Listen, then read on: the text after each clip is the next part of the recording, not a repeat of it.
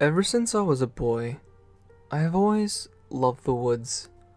Well, had might be a better word, but I'm getting ahead of myself. As a child, I lived in a house right next to a heavily wooded area. Every day I would go into the woods with my friends. We covered nearly every inch of those woods, hiking, camping, climbing trees, you name it. The woods were our playground, and we controlled them. Or so we thought. Thinking back, I remember as we ran around the forest. Out of the corner of my eye, I could see something quickly flitting between the trees next to us. Next to me. I put it off as my eyes playing a trick on me. Other times, when I'm camping with my friends and we're sitting around the fire, just out of the firelight, I could have sworn I saw a silhouette of something.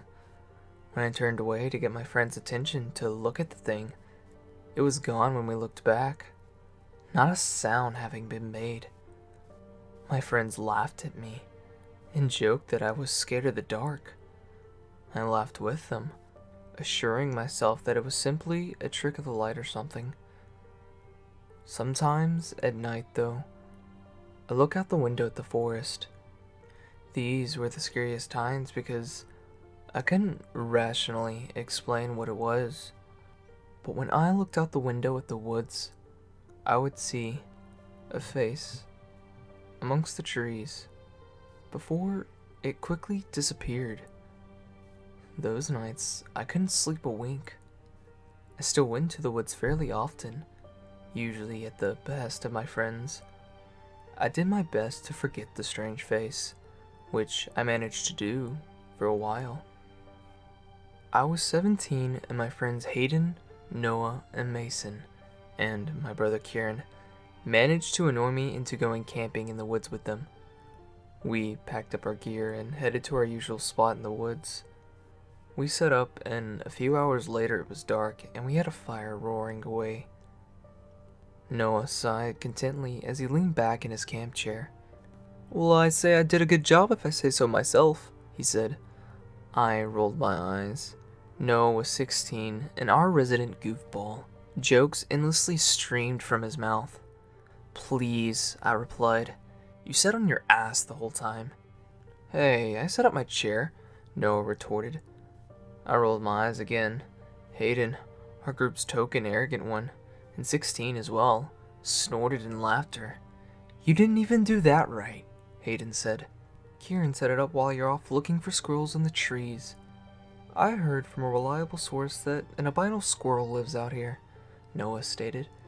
"Curtis is not a reliable source," Mason cut in, using air quotes as he said reliable source. Mason was a funny, athletic kid, and one of the youngest in our group at age 15. The guy is so high most of the time, he might have even seen a unicorn and believed it. Noah hesitated. He actually told me he saw one by the river. We all burst out laughing. Kieran, the youngest at 14 years old, gave Noah a sarcastic thumbs up as Noah glared at us. "You're such a dumbass," my brother told him. Noah grumbled under his breath as he crossed his arms. "Let's just roast some marshmallows, okay?" Noah said in a huff, attempting to change the subject. All right, I replied, still grinning. I reached back behind my chair and groped around for the bag of marshmallows.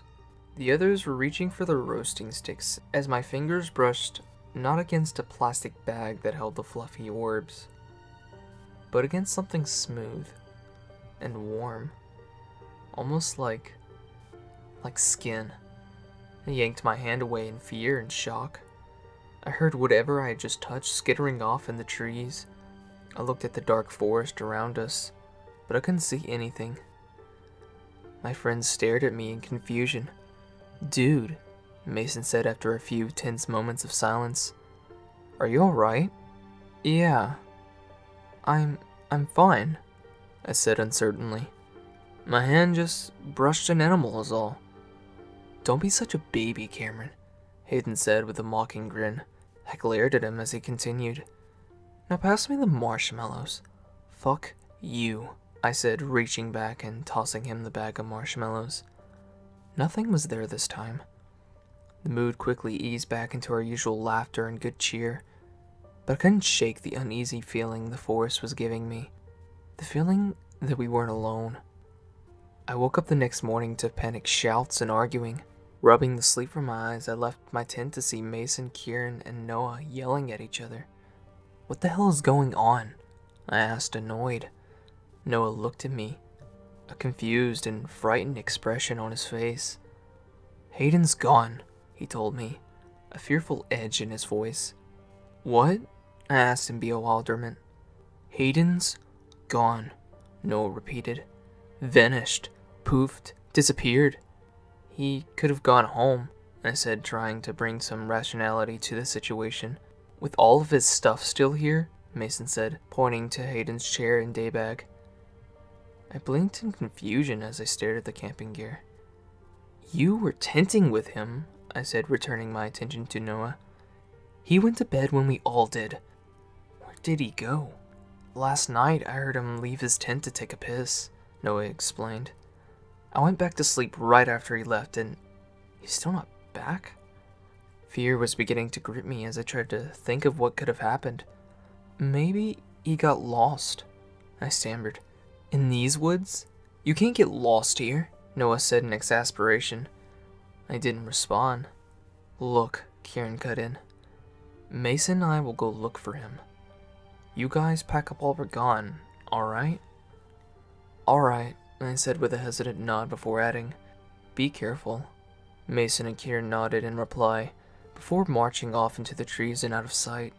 Noah and I began packing our camping gear.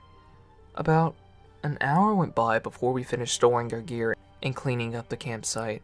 I sat down on a stump, bouncing my leg nervously as we waited for Mason and Kieran to come. A few more minutes had passed when I heard them come back. More accurately, run back. Their faces were pale and pure terror was written on them as they quickly grabbed their backpacks.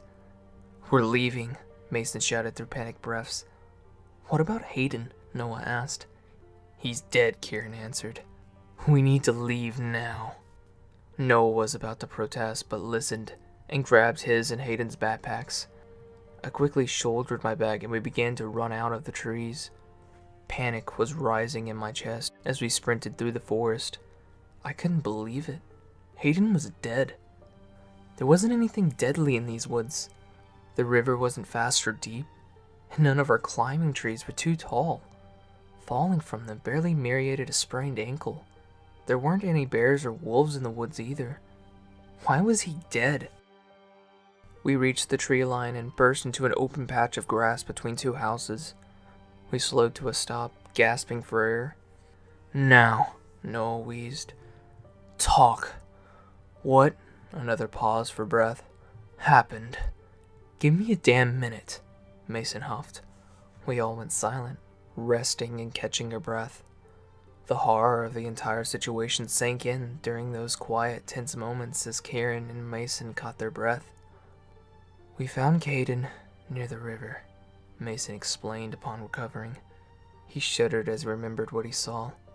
His hands were tied to two other branches above his head, with his fucking intestines.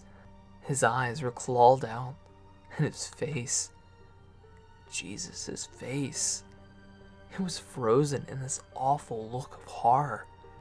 His shirt had been ripped open and, oh God.